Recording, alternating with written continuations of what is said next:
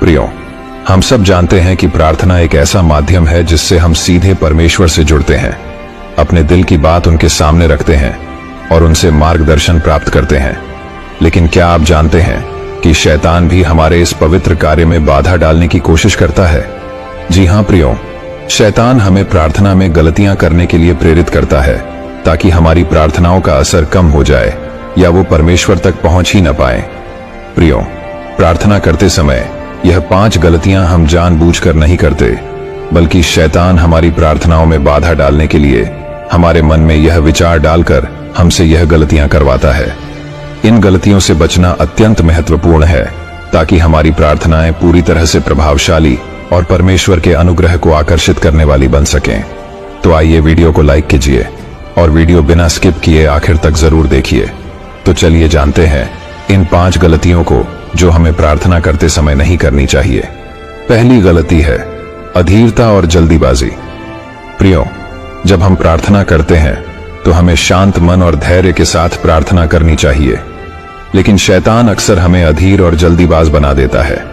वह हमारे मन में यह विचार डालता है कि हमें जल्दी से अपनी बात कहनी चाहिए और फिर अन्य कार्यों में जुट जाना चाहिए। इस वजह से हमारी प्रार्थनाएं आधी अधूरी रह जाती हैं और हम परमेश्वर से पूरी तरह से जुड़ नहीं पाते। प्रियो, शैतान हमें यह भूलने पर मजबूर करता है कि प्रार्थना केवल शब्दों का उच्चारण नहीं है, बल्कि यह एक गहरे भावनात्मक और आध्यात्मिक अनुभव का हिस्सा है। यदि हम अधीर होकर या जल्दीबाजी में प्रार्थना करेंगे तो हम उस शांति और कनेक्शन को खो देंगे जो प्रार्थना का असली सार है। इसीलिए प्रियो, प्रार्थना करते समय यह गलती भूलकर भी ना करें, बल्कि जब भी आप प्रार्थना के लिए बैठें, सबसे पहले अपने मन को शांत करें और धैर्यपूर्वक परमेश्वर के साथ संवाद करने के लिए समय निकालें। समझें कि प्रार्थना एक पवित्र क्रिया है जिसे पूरे समर्पण के साथ करना चाहिए। याद रखें, परमेश्वर के पास हमारे लिए हमेशा समय है, इसलिए हमें भी उनके लिए समय निकालना चाहिए। अब बात करते हैं दूसरे गलती के बारे में। दूसरी गलती है आत्म केंद्रित प्रार्थना। प्रियो, शैतान की एक और चाल यह होती है कि वह हमें आत्म केंद्रित बना देता है। आत्म केंद्रित यानी स्वार्थी, अहंकारी, जिससे हमारी प्रार्थनाएं केवल अपनी इच्छाओं और जरूरतों तक सीमित रह जाती हैं। हम केवल अपने बारे में सोचने लगते हैं और दूसरों की जरूरतों को नजरअंदाज कर देते हैं। यह प्रार्थना का गलत तरीका है, क्योंकि बाइबल हमें सिखाती है कि हमें दूसरों के लिए भी प्रार्थना करनी चाहिए। प्रियो, शैतान हमें यह सोचने पर मजबूर करता है कि यदि हम केवल अपनी इच्छाओं की पूर्ति के लिए प्रार्थना करेंगे तो परमेश्वर हमें जल्द सुनेंगे। लेकिन वास्तव में आत्म केंद्रित प्रार्थना परमेश्वर की दृष्टि में स्वार्थी और अपरिपक्व होती है और इससे हमारी प्रार्थनाओं का प्रभाव कम होता है। इसीलिए प्रियो, प्रार्थना करते समय यह गलती भूल कर भी ना करें, बल्कि जब भी आप प्रार्थना करें तो केवल अपनी जरूरतों की बात न करें। अपनी प्रार्थनाओं में दूसरों के लिए भी स्थान दें। अपने परिवार, मित्रों, पड़ोसियों और यहां तक कि अनजाने लोगों के लिए भी प्रार्थना करें। परमेश्वर से प्रार्थना करें कि वह उन्हें आशीर्वाद दें, उनकी समस्याओं का समाधान करें और उन्हें सही मार्ग पर चलने की शक्ति दें। अब बात करते हैं तीसरे गलती के बारे में। तीसरी गलती है अनास्था और संदेह।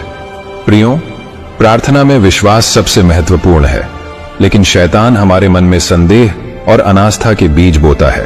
वह हमें यह सोचने पर मजबूर करता है कि हमारी प्रार्थनाएं शायद सुनी नहीं जाएंगी या उनका कोई परिणाम नहीं होगा।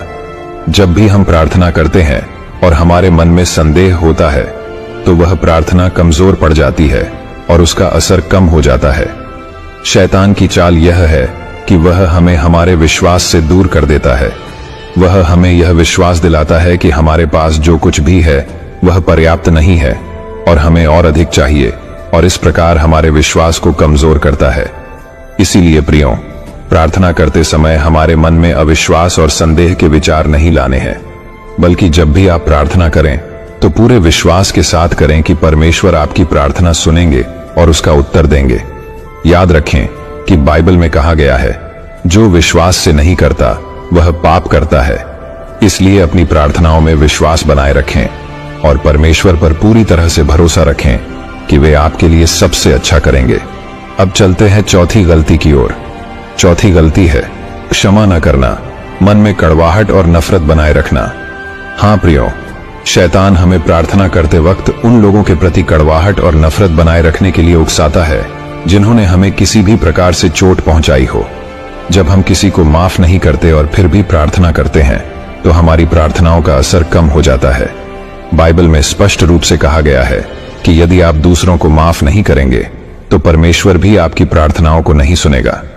शैतान इस गलती को बहुत ही चतुराई से करता है।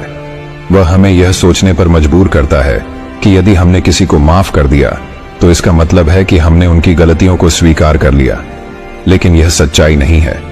माफी वास्तव में हमारे आत्मिक स्वास्थ्य और हमारे परमेश्वर के साथ संबंध के लिए आवश्यक है।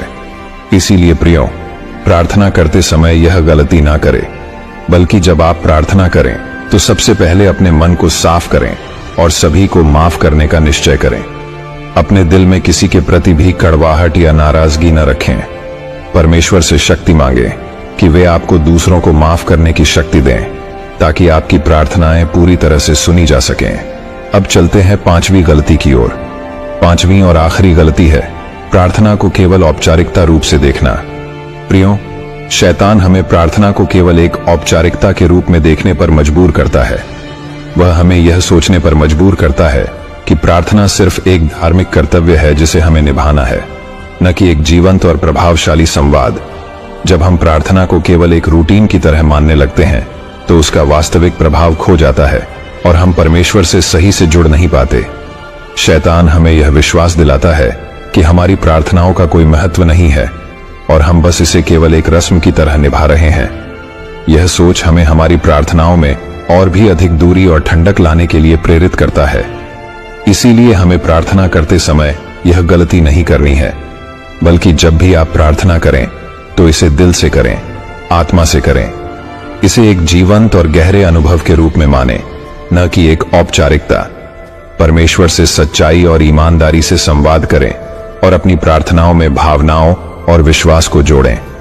याद रखें, प्रार्थना एक ऐसा माध्यम है जिससे हम परमेश्वर से सीधे जुड़ सकते हैं, इसलिए इसे अपने दिल से करें। तो प्रियो, ये 5 गलतियां शैतान की चालें हैं जो हमें प्रार्थना करते वक्त फंसाने के लिए होती हैं। अगर हम इन गलतियों से सावधान रहेंगे और उन्हें सुधारेंगे तो हमारी प्रार्थनाएं और भी अधिक प्रभावशाली होंगी और परमेश्वर तक सीधे पहुंचेंगी। याद रखें, प्रार्थना हमारे जीवन का एक महत्वपूर्ण हिस्सा है और इसे सही तरीके से करना हमारे आत्मिक विकास के लिए आवश्यक है। इसलिए इन गलतियों से बचें और परमेश्वर के साथ अपने संबंध को और भी मजबूत बनाएं। अगर आपको यह वीडियो पसंद आया हो तो इसे लाइक करें, कमेंट में आमीन टाइप करें और अपने परिवार के साथ, अपने दोस्तों के साथ शेयर जरूर करें। मिलते हैं अगले वीडियो में। तब तक प्रभु आप सभी को आशीष दे। आमीन।